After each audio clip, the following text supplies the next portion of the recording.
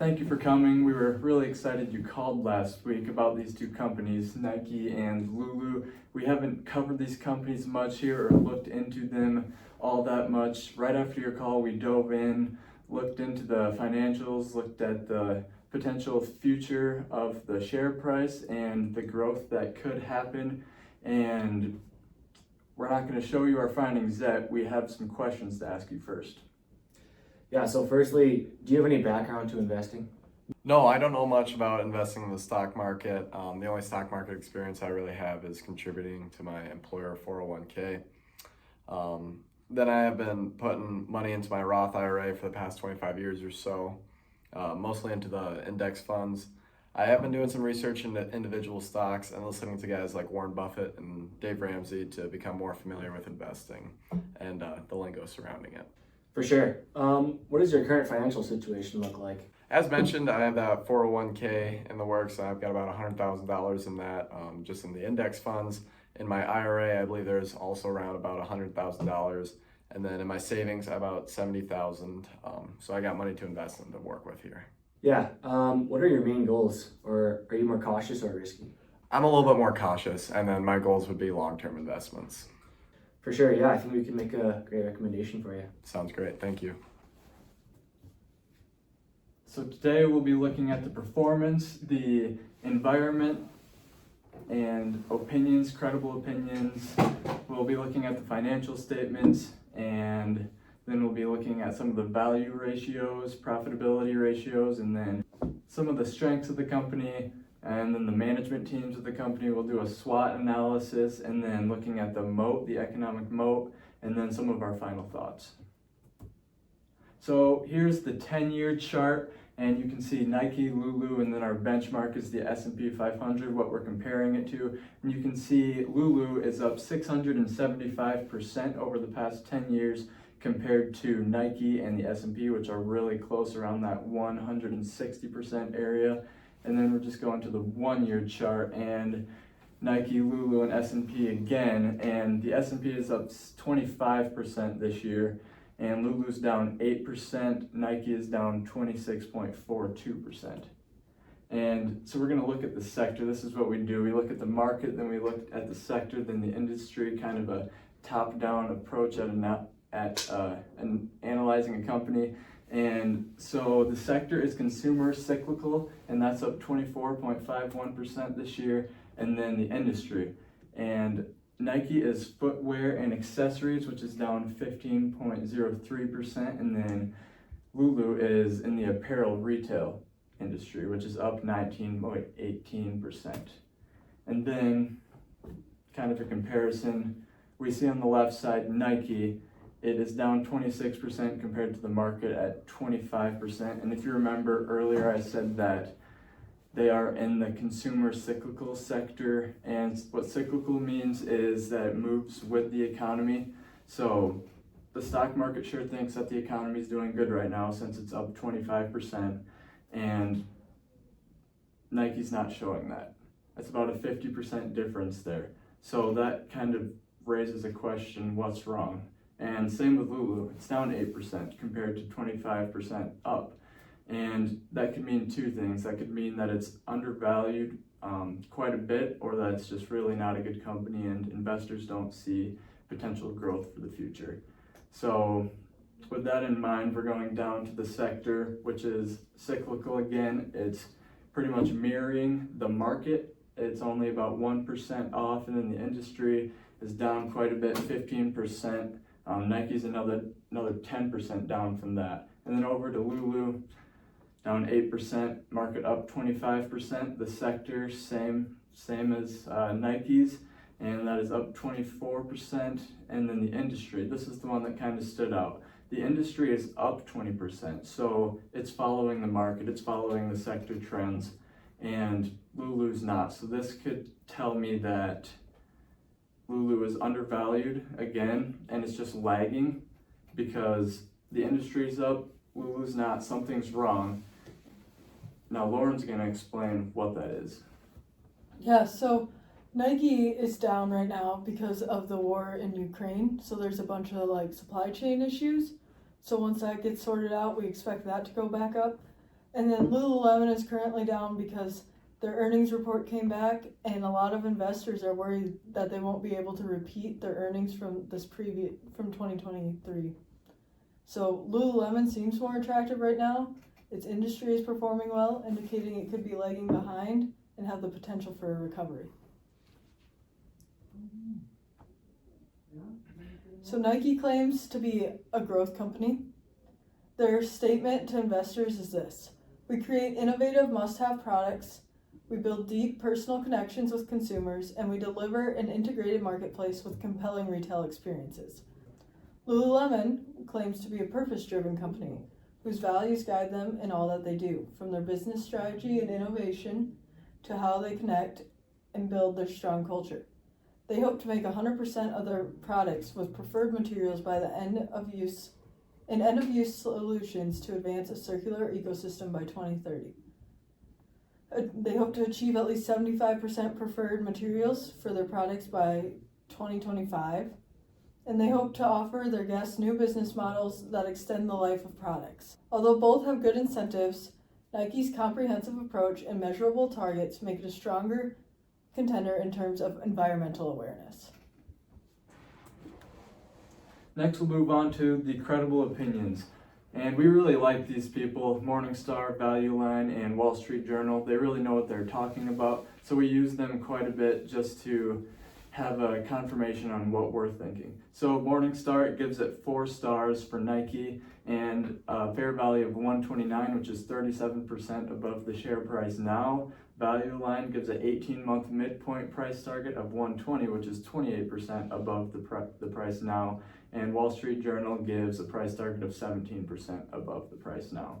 And for Lululemon, Morningstar rates it 2 stars and says that it's overvalued, thinking that the fair value should be 285, which is 18% below market value right now. And then Value Line, this is a big one. It says it is undervalued by 63% and it should be at $564. And then the Wall Street Journal also says, yeah, it's 33% too low.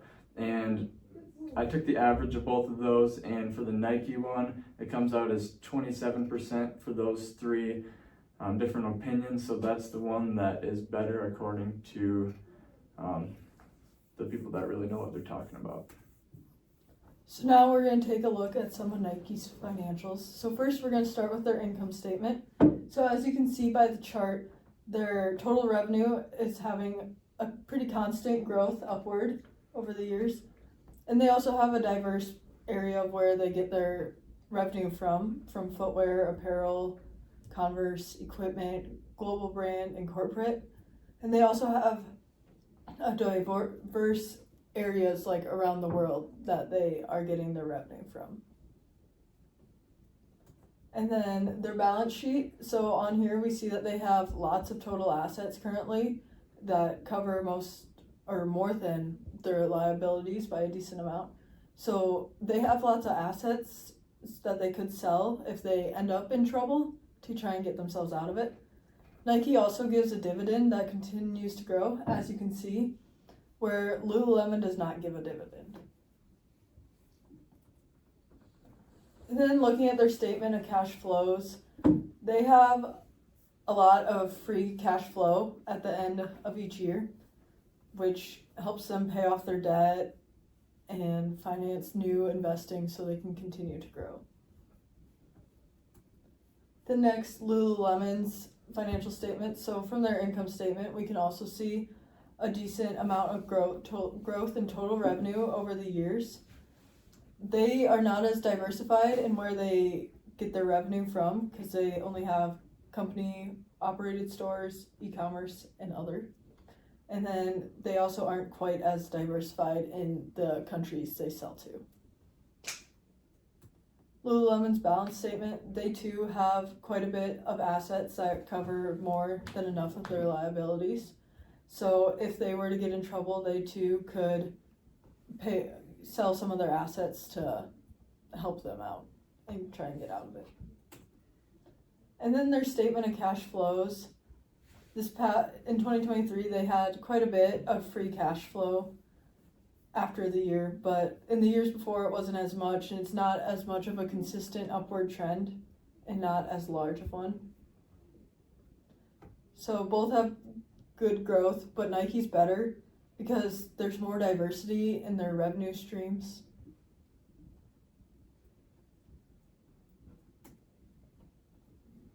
All right, looking at the financial strength ratios. So the first one is the current ratio, the second one is the quick ratio. They're really similar.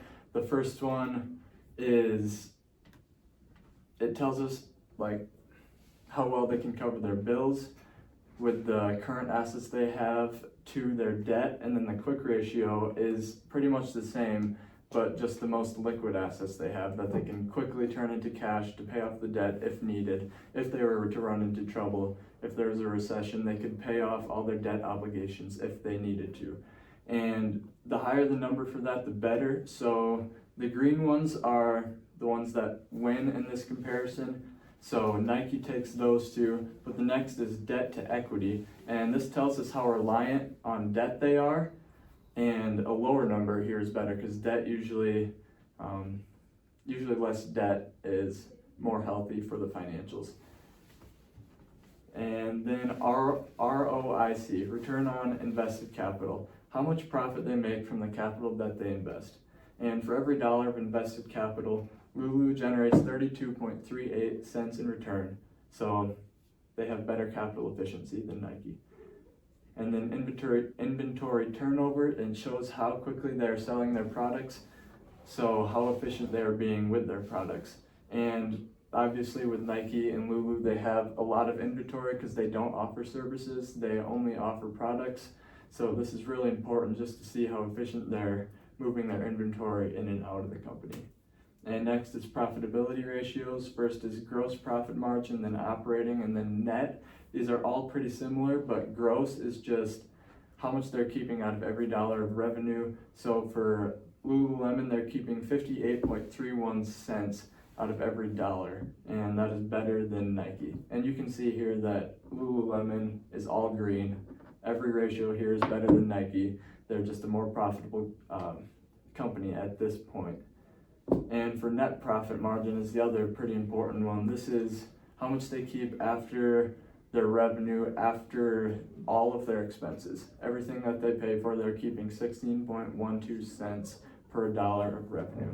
And then return on assets is just shows how well they're using their assets. And for Lulu, again, 24.41 cents of profit for every dollar of assets that they have. And then return on equity, which is also important. This is how well they're using your money. If you were to invest in them, they are going to be making 42.01 cents on every dollar that you invest. Next is the value ratio. And these are just showing if the share price is more expensive or less expensive than its fair value. So for the EPS, Lulu makes $12.21 for every share of stock that they have, and that is higher than Nike's. And then for the price to earnings, this is a really widely known ratio for investors in this world. And this is just showing how much you're paying for a dollar of earnings. So the higher the number, the more you're paying, the more you're paying a premium for this company. And for Nike, it's $27.10, so it's less, and as a value investor, you're going to want to be paying less for every dollar of earnings. And same with price to sales, it's just how much you're paying for every dollar of sales. So 2.7 is less than 4.46, which Nike has.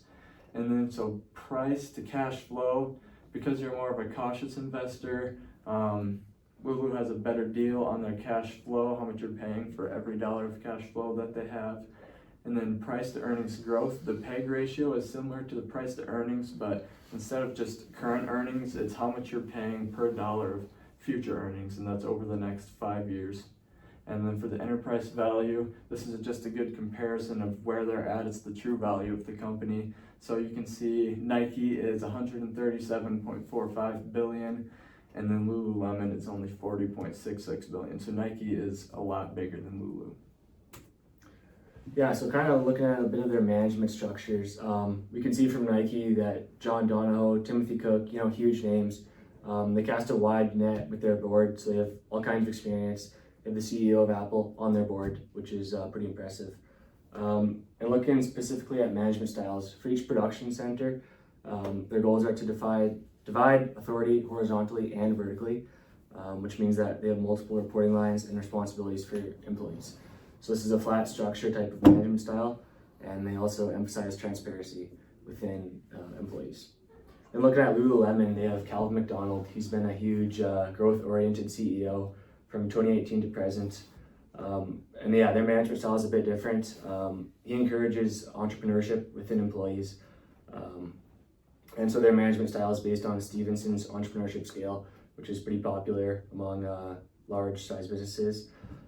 They have an emphasis on team building and employee development.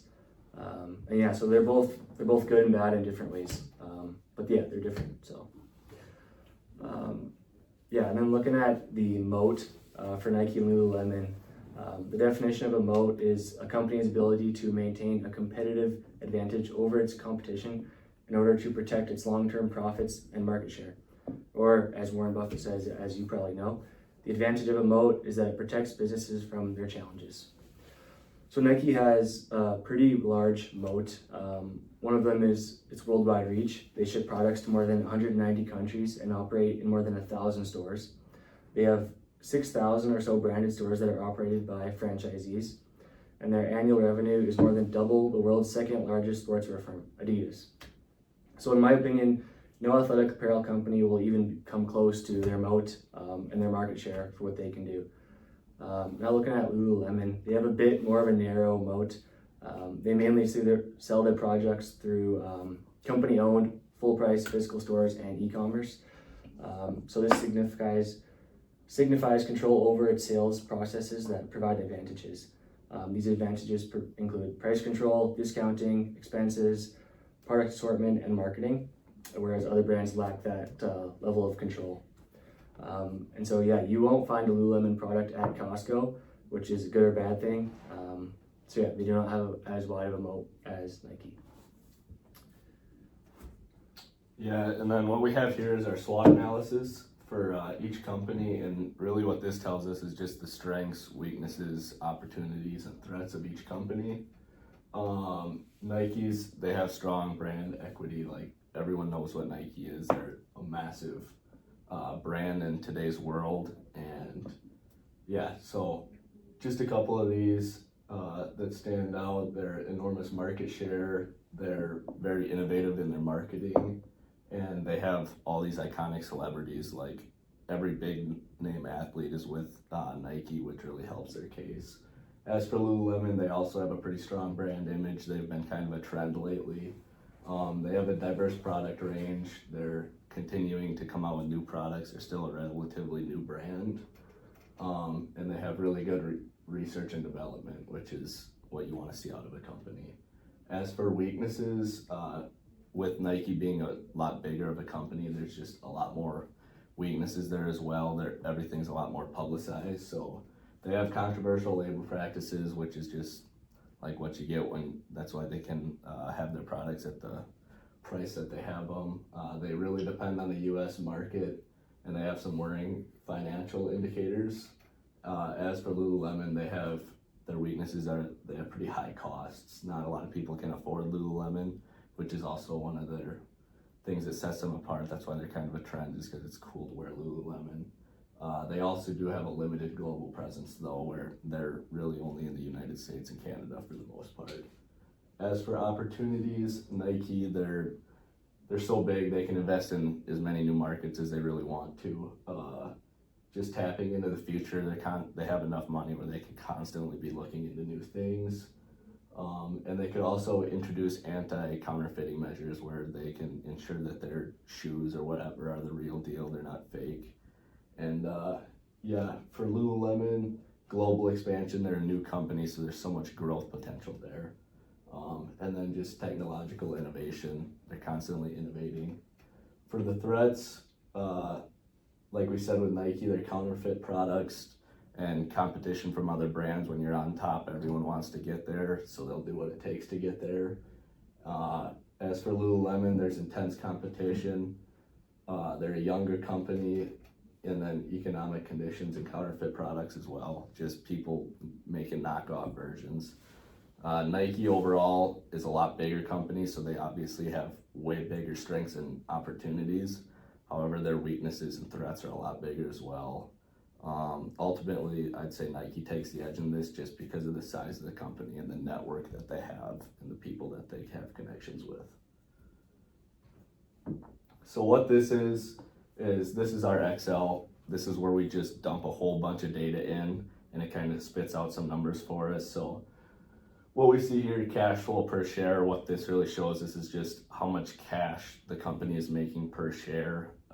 This shows the financial health of the company and just kind of the potential of your investment.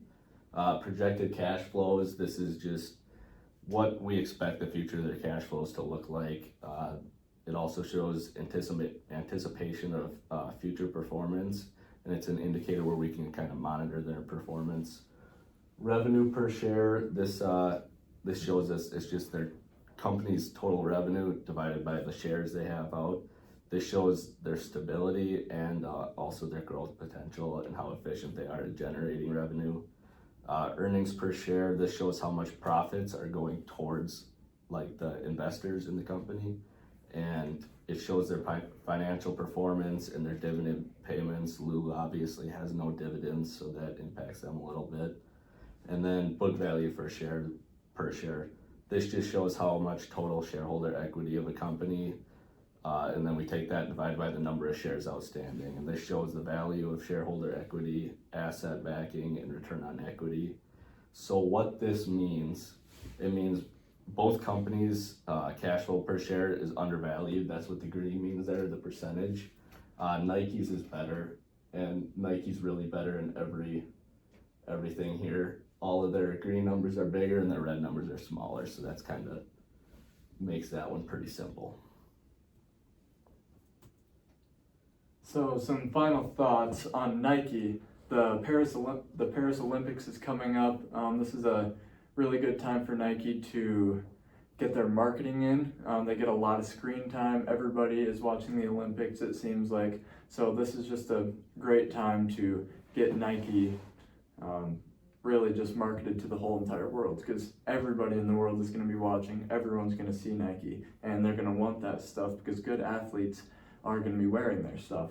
And then next is dividends. Nike offers dividends or pays dividends, and Lulu does not.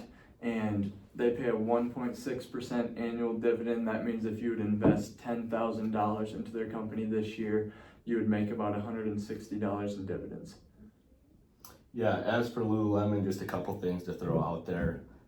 In 2022, they announced a 5-year growth plan where they want to double their revenue by 2026 to $12.5 billion.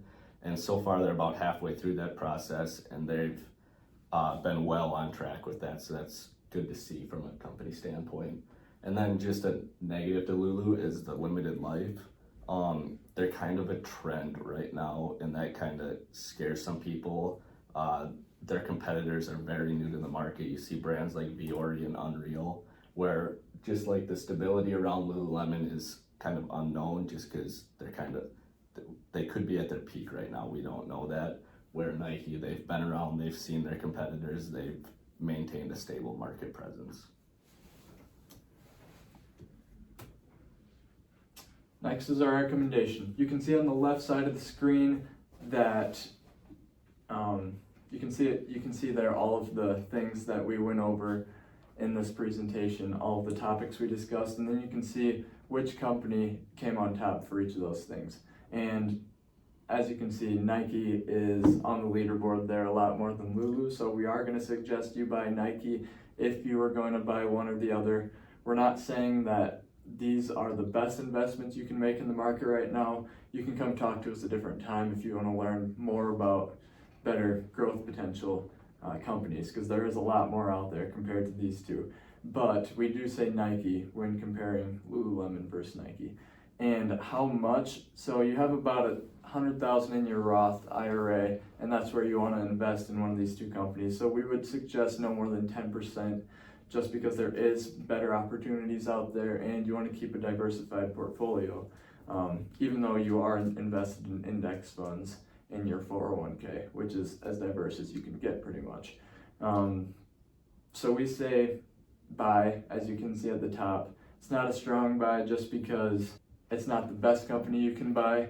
You can see there that it's 18.63% growth potential in the next year. We'd say in the next 3 years, because they'd have to do something pretty good. They'd have to have pretty good earnings report. They'd have some sort of catalyst to boost that share price up that fast.